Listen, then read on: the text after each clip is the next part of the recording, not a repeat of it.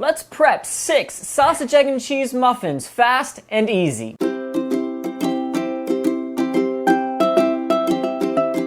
What's up, guys? Welcome to the Kuba Kitchen Journey. And I was perusing Facebook the other day, and I saw a reel where someone used the Pampered Chef large muffin tin to prep up these sausage, egg, and cheese muffins. And I thought I wanted to give that a whirl because I used to eat a lot of sausage McMuffins, not even the ones with cheese in them, just the sausage McMuffins at Walmart back when they were, or not Walmart, McDonald's, back when they were $1. I'd get one on the way to work.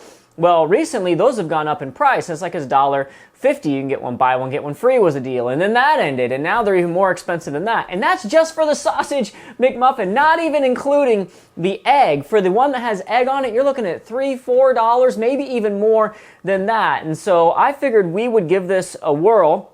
When I broke down all the prices of the things that we bought, at the Walmart full retail price at the time of recording this video in where we live, one of these sandwiches came out to $1.64. And that includes the egg, that includes good sausage, that includes a good muffin. And so we decided to take a whirl and see how we could do.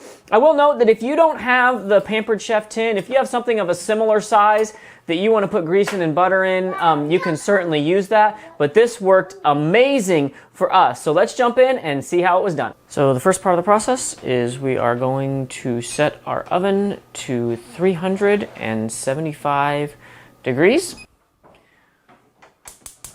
We're gonna set our stove to medium-high heat.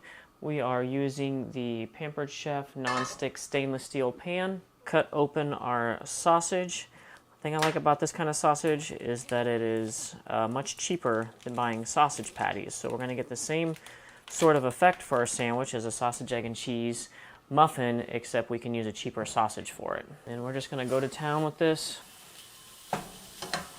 Start getting that all crumbled up. And while that's going, we're gonna pop in about a tablespoon of butter into our microwave for 15 seconds. Get that melted. We're gonna take that melted butter and we're just gonna kind of line this whole thing with butter. Now with the grease in the sausage, you may or may not need to do this. In fact, I think there's probably enough grease in the sausage that it would have no problem popping out of here, but I've just kind of gotten in the habit of doing it. And who doesn't like a little extra butter flavor anyway? So just gonna get this greased up the side of the walls. Still got my sausage browning over there. And then we're gonna do 1 egg for each well. You could actually do more eggs if you like your sandwiches a lot thicker. I think between the sausage, the cheese, and the egg, 1 per well is fine. So that's going to come to a total of 6. 2, 3, 4, 5, and 6. I'm going to go back, stir my sausage again. I'm making sausage and eggs. In goes about, let's see, 1, 2, 3, 4 tablespoons of milk. And then we're going to put in some salt and some pepper. You could probably get away with no salt, given that, again, there are seasonings inside of the sausage. In fact, you might even be able to get away with no pepper, but what the heck, I like living on the edge. And then we're just gonna mix that all up like so. We're gonna put the same amount of egg in each one of these wells, all right? So tell me when to stop. This one first. Stop. And then here. Stop. Okay, and then here. Stop. And here. Stop. Stop. And I think that one needs a little bit. Just like that. Boom. We'll put all that into those eggs. I think we are going to put all of that into those eggs. So we're going to take a spoon and go boink. Like so.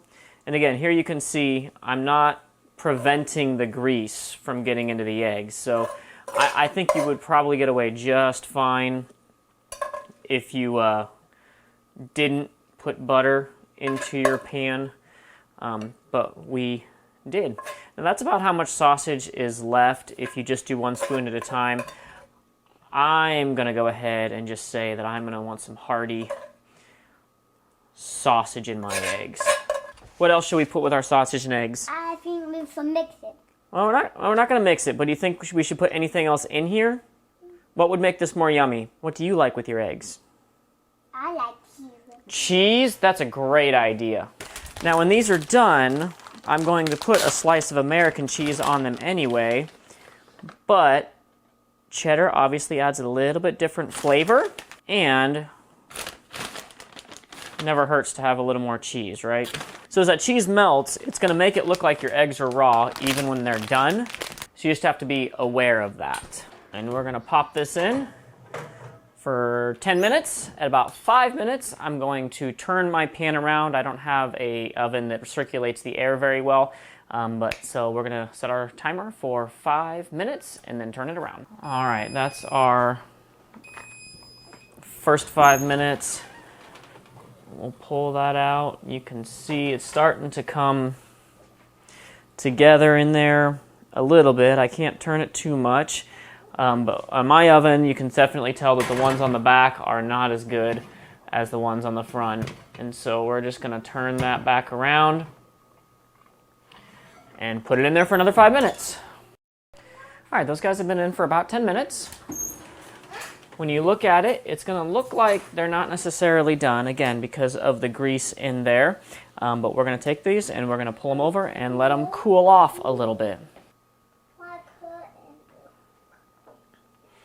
And as those cool, that grease will slip back down to the bottom, and we'll remove them in a bit and start assembling our sandwiches. So we've gotten this a little bit more cooled off, and we're just gonna lay out our little guy there.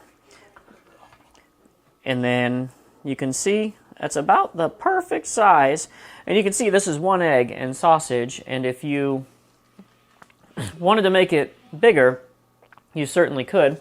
Now we put cheddar cheese on top, but I'm a cheese lover, so I'm also going to put a little bit more cheese. And you want to make sure that this is completely cooled off before you would try to wrap it. So you definitely want to make sure that you do it that way. Anyway, then we're just going to pull that up like that like that. Wrap that around like that. And tape it. And there you go. And you can do that with all of those guys if you want, and put them in the freezer. If you plan on keeping them for a longer period of time, you might want to use something like butcher paper or freezer paper instead of wax paper. They're not going to last very long in our house, so the wax paper that I already had is going to work perfectly well. So there we have it. That is our sausage, egg, and cheese muffin, prepping 6 of them fast and easy. I do wish I remembered or could find where I found this from. I would certainly credit them. It is not original to me, but I am grateful to you, oh mystery person on Facebook, who introduced me to this. We do have the one that is wrapped in wax paper. Again, if you're going to keep these in your freezer for a long time, maybe you want to use something a little bit better, like butcher paper or freezer paper. Realistically, this will get me through a week, because if they're available to me, I'm going to eat them.